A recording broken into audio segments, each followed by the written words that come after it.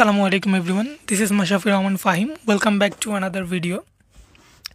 আজকের ভিডিও টপিকটা হচ্ছে অনেক বেশি কনসার্নিং কারণ রিসেন্টলি আপনারা অনেক হয়তো নিউজ দেখছেন সেই ভিডিওটার টপিকটাই ওই নিউজটা নিয়ে যে আসলে কিভাবে কি করলে ভালো হয় এবং সুইডেনে কি স্পাউস অ্যাপ্লিকেশন করা যাবে কিনা বা স্পাউসদের কি ভিসা দিবে কিনা এটা হচ্ছে প্রধান মেইন টপিক আজকের ভিডিওর সম্পূর্ণটা স্পাউস রিলেটেড যে আপনাদের অনেকগুলো কোয়েরি ছিল সেই কোয়েরিগুলো আমি সর্ট আউট করে দিব ইনশাল্লাহ। সো ফার্স্টেই আমরা চলে যাই যে সুইডেনে কি স্পাউস ফ্লাই করতে পারবে কিনা অ্যাপ্লিক্যান্টের সাথে। আপনারা হয়তো অনেকেই দেখেছেন যে embassy of Sweden in Dhaka যেটার ফেসবুক পোস্টে ওরা লিখেছে যে স্টুডেন্ট টু সুইডেন যে embassy of Sweden in Dhaka would like to inform you that from May to the end of August we will only process application from students. If you are a family member of a student, we will assist you as soon as possible afterwards. Please note that no exceptions can be made to this policy. Thank you for your understanding and cooperation. অনেকের ঘুম হারাম হয়ে গেছে এই নোটিশটা বা এই ফেসবুকের পোস্টটা দেখে সুইডেনের। এখন কথা হচ্ছে যে সুইডেন এম্বাসি যে ঢাকাতে অবস্থিত তারা যে নোটিশটা দিল সেই নোটিশটা কি তারা অফিসিয়ালি করেছে কিনা? হ্যাঁ, পার্শিয়ালি অফিসিয়াল বলা যায় যে তারা আসলে সুইডেনের যারা ভিসা অ্যাপ্লিকেশন করবেন স্পাউস নিয়ে তাদেরকে স্পাউসের অ্যাপ্লিকেশনেরটা পরে প্রসেস করবে, ভিসা হওয়াটা না হওয়া পরের ব্যাপার। কিন্তু তারা অ্যাপ্লিকেশন যতগুলো স্টুডেন্টের অর্থাৎ মেইনলি যারা স্টুডেন্ট তারা অ্যাপ্লিকেশন তাদেরটা রেজাল্ট দেওয়ার পরে স্পাউসের অ্যাপ্লিকেশন রেজাল্ট দিবে। এটা একটা লিগাল কারণ আছে বা রিজন আছে, সেটা হচ্ছে যে গত বছর অনেক স্টুডেন্ট যারা ব্যাচেলার হোক মাস্টার হোক সিঙ্গেল অ্যাপ্লিকেন্ট যারা তারা অনেক পরে ডিসিশন পেয়েছে, কিন্তু সেই ক্ষেত্রে কিন্তু সমস্যা হয়ে গেছে যে তাদের ক্লাস শুরু হয়ে গেছে এবং তারা ইমিডিয়েট ডি ভিসা সুইডেনে নিয়ে তারপর ওরা সুইডেনে ঢুকে তারপর ওদের রেসিডেন্ট পারমিট ওরা রিসিভ করেছে। সো এই ক্ষেত্রে কিন্তু একটা সমস্যা হয়ে দাঁড়ায় যে যারা সিঙ্গেল অ্যাপ্লিকেন্ট তারা অনেক কম সময় পায় বা খুবই ওদের লেন্দি প্রসেস হয়ে যায়। সেই ক্ষেত্রে সেই প্রসেসিং টাইমটা কমানোর জন্য স্পাউসদের পরে ফ্লাই করার সুযোগ দিবে এবং যারা মেইন অ্যাপ্লিকেন্ট স্টুডেন্ট যারা আছে তাদেরকে ওরা আগে প্রসেস করে তাদের ডিসিশন দিয়ে দিবে। ঠিক আছে, এখন কথা হচ্ছে যে সুইডেনে কি আসলেই স্পাউস ভিসা দিবে না? এমনটা না। ওরা যখন ফেসবুক পোস্টে দেয় আমরা অনেকেই সুইডেন এম্বাসির সাথে কন্ট্যাক্ট করি, তখন তারা রিপ্লাইয়ে বলে যে আসলে সুইডেনে ভিসা দিবে, স্পাউস ভিসা বন্ধ করা হয়নি। সুইডেনে স্পাউস ভিসা দেওয়া হবে, তবে স্পাউসদের অ্যাপ্লিকেশন যারা করবেন একসাথে তারা আপনারা ডিসিশনটা পাবেন আগস্ট থেকে সেপ্টেম্বর অক্টোবর নভেম্বরের মধ্যে, অর্থাৎ সেপ্টেম্বর অক্টোবর নভেম্বর মেইনলি আপনারা স্পাউসের ডিসিশন পেয়ে যাবেন, কারণ ওরা তখনই ওই সময়ের মধ্যে ফাইলটা প্রসেস করে ফেলবে। তো স্পাউস যারা আছেন তারা একটা কাজ করতে পারেন, তারা হচ্ছে যে তারা একসাথে অ্যাপ্লিকেশনটা করতে পারেন, অর্থাৎ আপনার যখন মেইন অ্যাপ্লিকেন্ট থাকবে মেইন অ্যাপ্লিকেন্টের সাথেই আপনি অ্যাপ্লিকেশনটা করতে পারবেন, এটাতে কোনো সমস্যা নেই এবং এটা করলে আরও ভালো। এবং মেইন অ্যাপ্লিকেন্টের সাথে যখন অ্যাপ্লিকেশনটা সাবমিট করবেন তখন আপনার কেস অফিসারের উপর একটা জিনিস নির্ভর করবে, কারণ সুইডেনের অ্যাপ্লিকেশনে সবচেয়ে বেশি ইম্পর্ট্যান্ট হচ্ছে কেস অফিসার, অর্থাৎ কেস অফিসার যেই ডিসিশন দিবে আপনাকে সেই ডিসিশন মোতাবেকই রেজাল্টটা দেওয়া হবে। এখন কথা হচ্ছে যে বাংলাদেশ এম্বাসি সুইডেন যেটা ঢাকায় অবস্থিত তার কি আসলে বিশেষ কোনো পাওয়ার আছে কি না যে অফিসিয়াল নোটিশ সে প্রদান করতে পারে। এখন কথা হচ্ছে যে সুইডেন অফিসিয়াল যেই মাইগ্রেশন ওয়ার্কেট অর্থাৎ সুইডেন মাইগ্রেশন এজেন্সি সেটি সুইডেন থেকে কোনো অফিসিয়াল নির্দেশনা না দিলে কখনোই বাংলাদেশ ফেসবুক পোস্টে এরকম বলবে না। এটা বাংলাদেশি যারা স্টুডেন্ট আছে তাদের জন্য আর কি এই প্রসেসটা করা হয়েছে, শুধুমাত্র তাদের জন্যই এই ফেসবুক পোস্টটা দেওয়া হয়েছে বাংলাদেশি যারা স্টুডেন্ট আছে। এখন অনেক কিছু নির্ভর করে আসলে মাইগ্রেশন ওয়ার্কেটের উপরে। মাইগ্রেশন ওয়ার্কেটের অফিসিয়াল ওয়েবসাইটে কিন্তু এরকম কোনো নোটিশ দেওয়া হয়নি যে স্পাউস একসাথে ফ্লাই করতে পারবে না। ঠিক আছে, এই কথাটা শুনে হয়তো অনেকেই সুইডেনের আশাবাদ দিয়ে দিয়েছেন অলরেডি। সো সেই ক্ষেত্রে কিন্তু প্রেশারটা আরও কমে গেছে, সুইডেনে বাংলাদেশি এম্বাসি যারা আছে তাদের উপর প্রেশারটা অনেক কমে গিয়েছে। ঠিক আছে, সো যত তাড়াতাড়ি মেইন অ্যাপ্লিকেন্ট যারা আছে তাদের ডিসিশন দিয়ে দিবে মাইগ্রেশন ওয়ার্কেট, তত তাড়াতাড়ি আপনি স্পাউসের ডিসিশনটা পেয়ে যাবেন। ঠিক আছে?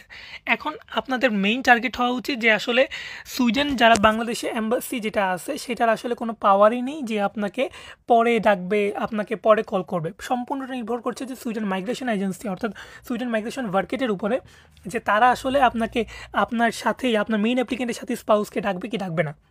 ঠিক আছে? এটা আসলে তাদের উপর নির্ভর করছে। তারা যদি কমান্ড করে, কেস অফিসার যদি কমান্ড করে যে আপনাকে আপনার স্পাউস এবং আপনার মেইন অ্যাপ্লিকেন্ট একসাথে ইন্টারভিউ নেওয়ার জন্য বা একসাথে বায়োমেট্রিক নেওয়ার জন্য, তাহলে কিন্তু কোনো ক্ষমতা নেই যে বাংলাদেশ এম্বাসি আপনাকে আটকাবে বা আপনাকে ডিলে করবে। এরকম কোনো ক্ষমতাই নেই। ঠিক আছে? সো আমরা এখনও বলতে পারছি না যে আসলে অ্যাপ্লিকেশন না করার আগে আসলে বলতেই পারছি না যে আসলে কী হবে না, কী হবে না। ঠিক আছে? সো ফার্স্ট হচ্ছে যে আপনারা একসাথে ট্রাই করেন, একসাথে অ্যাপ্লিকেশনটা সাবমিট করবেন এবং একসাথে অ্যাপ্লিকেশন সাবমিট করার ফলে আপনাদের সুইডেন মাইগ্রেশন ওয়ার্কেট আপনাকে যখন ডাকবে তখন আপনি একটা মেল করতে পারেন ওদেরকে যে আমার স্পাউসের এই সমস্যা, আপনি স্পাউসের বায়োমেট্রিকটা একসাথে বা ইন্টারভিউটা একসাথে নিলে আমার জন্য ভালো হতো। আপনারা সবাই ইমেলটা করতে পারেন। যদি কেস অফিসার খুব ভালো হয় তাহলে সেক্ষেত্রে আপনাকে প্রসেসটা করে দিবে অলরেডি। আর যাদের সমস্যা নেই, যে স্পাউস ১ মাস পরে গেলেও সমস্যা নেই বা ২ মাস পরে গেলেও সমস্যা নেই, তারা আসলে তো আমি কি বলবো, তাদের জন্য তারা তো আর এক্সট্রা কোনো সাজেশন ডিজার্ভ করেন না। তারা একসাথেই অ্যাপ্লাই করবেন এবং আপনাদের আশা করছি যে সেপ্টেম্বর থেকে অক্টোবর এই ১ মাসের মধ্যেই আপনাদের স্পাউসের ভিসার যেই কি বলে প্রসেসিং টাইমটা সেটা অলরেডি ওরা কমপ্লিট করে ফেলবে। ঠিক আছে? সো আপনাদের টেনশনের কোনো কারণ নেই। যদি একান্তই না হয়, একান্তই আপনারা একসাথে ফ্লাই না করতে পারেন, তাহলে সেক্ষেত্রে যারা মেইন অ্যাপ্লিকেন্ট আছেন তারা আপনার ইউনিভার্সিটিকে মেল করবেন যে আসলে আমাকে ১ মাস পরে আমি আসলে আসলে কি কোনো সমস্যা হবে কিনা, বা ১ মাস পরে আসার আমাকে একটা এনওসি দেওয়ার জন্য তারা আপনারা তাদেরকে মেল করবেন যে আমাকে একটা এনওসি দেন, আপনার ১ মাস পরে আমরা ক্লাসকে অ্যাটেন্ড করব। ঠিক আছে? ভিসা পাওয়ার পরে আর কি। তো আপনারা সেই কাজটা করতে পারেন এবং স্পাউস যারা আছেন তারা এত টেনশনের কিছু নেই। আসলে সম্পূর্ণটা নির্ভর করছে যে মাইগ্রেশন ওয়ার্কেটের উপরে, অর্থাৎ সুইডেন মাইগ্রেশন এজেন্সি যা ডিসিশন দিবে সেটার উপরেই আপনার বাংলাদেশ এম্বাসি কাজ করবে। কিন্তু বাংলাদেশ এম্বাসি প্রাইমারিলি একটা নোটিশ দিয়েছে যে আসলে গত বছর অনেক স্পাউস অ্যাপ্লিকেশন পড়েছে, যেটা হ্যান্ডেল করতে করতে মেইন অ্যাপ্লিকেন্টদের রেজাল্ট দিতে দিতে অনেক দেরি হয়ে গেছে। সো সেই ক্ষেত্রে তারা একটু প্রেশারটা কমানোর জন্য মেইন অ্যাপ্লিকেন্টদের একটু প্রায়োরিটি দিচ্ছে। সেটা আসলে আমার দৃষ্টিতে কোনো খারাপ কিছু না, বাট তারা যেহেতু এটা করবে সেটা আগে থেকেই ডিসিশনটা দেওয়া দরকার ছিল, আগে থেকেই প্রকাশ করা দরকার ছিল যে আসলে আমরা স্পাউস অ্যাপ্লিকেশন পরে নেব। এটা করলে অনেকেই স্পাউস সুইডেন অ্যাপ্লাই করতো না। এটা হচ্ছে মেইন রিজন। ঠিক আছে? তো তাদের ফল্ট অবশ্যই আছে, কিন্তু সব কিছুই ভাগ্যের উপর নির্ভর করে এবং কেস অফিসার আপনার এই ক্ষেত্রে মেইন। ঠিক আছে? এবং আরেকটা কোয়েশ্চেন হচ্ছে যে স্পাউস যদি ২-৩ মাস পরে যায় বা ১ মাস পরে যায়, তাহলে সেক্ষেত্রে কি স্পাউসের পার্সন নাম্বার আসবে কি না? অবশ্যই পার্সন নাম্বার আসবে, যেহেতু আপনি মেইন অ্যাপ্লিকেন্টের সাথেই আপনার স্পাউসের অ্যাপ্লিকেন্টের পারমিশন জমা দিচ্ছেন বা অ্যাপ্লিকেশন জমা দিচ্ছেন। তখন সেক্ষেত্রে কিন্তু যদি মেইন অ্যাপ্লিকেন্ট 1 আগস্ট 2025 থেকে রেসিডেন্ট পারমিটের জন্য অ্যাপ্লিকেশন করেন, তাহলে সেক্ষেত্রে কিন্তু স্পাউসের অ্যাপ্লিকেশনটাও সেম হবে। তো সেই ক্ষেত্রে কিন্তু স্পাউসের ভিসা শুরু হয়ে গেছে আগস্টের ১ তারিখ থেকেই। যদি স্পাউস ভিসা পায় তাহলে তার ভিসা কিন্তু স্টার্টিং ডেট ১ আগস্ট ২০২৫ থেকে শুরু হয়ে গেছে অলরেডি। ঠিক আছে? সো আপনার পার্সন নাম্বার পেতে কোনো সমস্যা হবে না। মাইগ্রেশন ওয়ার্কেটে জাস্ট একটা আপনারা অ্যাটেস্টেশন দিতে পারেন যে আপনার ভিসা অ্যাম্বাসির ডিসিশনের ইমেল যেটা দিয়েছে আপনাকে, পজিটিভ ইমেল, সেই ইমেলের একটা কপি অ্যাটেস্টেড করে আপনার মেইলের মাধ্যমে আপনার মাইগ্রেশন ওয়ার্কেটে জানাতে পারেন যে আমাকে এত তারিখে মেল দেওয়া হয়েছে এবং আমি এত তারিখে রেসিডেন্ট পারমিটের জন্য নির্বাচিত হয়েছি বা রেসিডেন্ট পারমিট এত তারিখ থেকে শুরু হয়েছে। সো তারা এটা রিভিউ করে আপনাকে পার্সন নাম্বারটা দিয়ে দিবে। তো সেই ক্ষেত্রে ১৩ মাসের কম হলে কোনো সমস্যা কিনা বা ১০ মাসের কম হলে সমস্যা কিনা, এরকম কোনো সমস্যা নেই। স্পাউস তার পার্সন নাম্বার পাবে, এটা গ্যারান্টিড, এটাতে কোনো প্রবলেম নেই ১৩ মাসের ভিসা হলে। আর ২ বছরের ভিসা হলে তো পাবেই। আচ্ছা, এখন আরেকটা কথা হচ্ছে যে আপনারা স্পাউস যারা ২ বছরের ভিসা অ্যাপ্লিকেশন এবং ১৩ মাসের ভিসা অ্যাপ্লিকেশন সম্পর্কে জানতে চাচ্ছেন যে দুইটার মধ্যে আসলে ডিফারেন্সটা কী।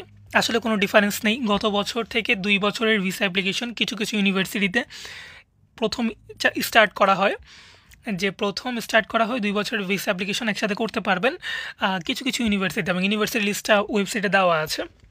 সো ১৩ মাসের ভিসা অ্যাপ্লিকেশনটা এত বছর ধরে সুইডেনে চলে আসছিল এই নিয়মটাই, কিন্তু গত বছর থেকে ২ বছরের ভিসা অ্যাপ্লিকেশনটা স্টার্ট করেছে। সো ২ টার ক্ষেত্রে আপনার যদি ফান্ড রেডি থাকে তাহলে ২ বছরের ভিসা অ্যাপ্লিকেশন করেন। আর যদি ফান্ড রেডি না থাকে তাহলে ১৩ মাসের ভিসা অ্যাপ্লিকেশন করেন। সেটা সম্পূর্ণ আপনার উপর। এখানে কোনো বেনিফিট অথবা কোনো প্রস অ্যান্ড কনস নেই। ঠিক আছে?